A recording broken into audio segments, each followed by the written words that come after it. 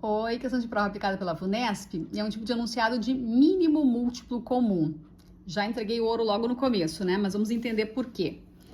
Em um depósito, há determinado número de caixas que serão empilhadas, de modo que cada pilha tenha o mesmo número de caixas.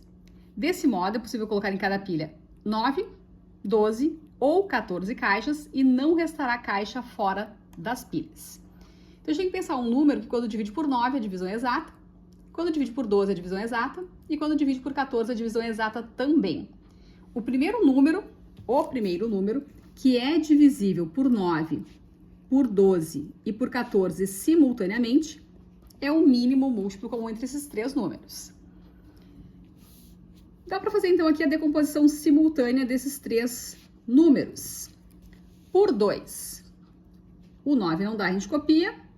12 por 2 dá 6. 14 por 2 dá 7. Por 2 de novo,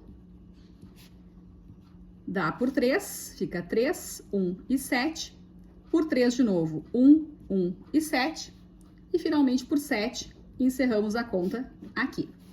Então, isso é uma decomposição simultânea em fatores primos. Lembrando que os números primos são aqueles divisíveis somente por 1 e por ele mesmo. O 2, o 3, o 5, o 7 são números primos. Aqui eu gosto de fazer os números maiores primeiro, então eu faria assim, ó, 3 vezes 3, 9, vezes 7. 9 vezes 7, 63.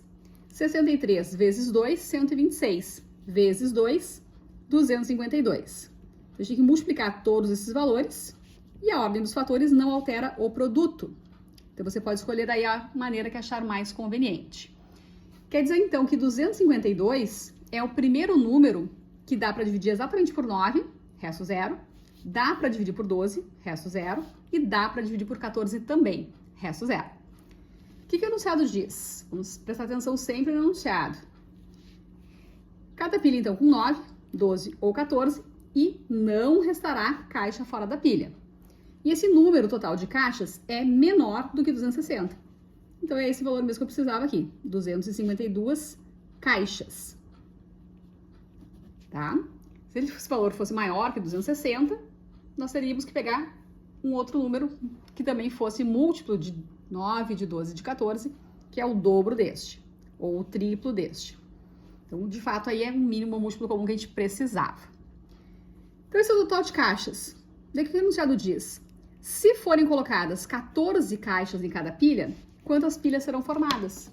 Então, se colocar 14 caixas em cada pilha, 14 caixas em cada pilha, quantas pilhas serão formadas?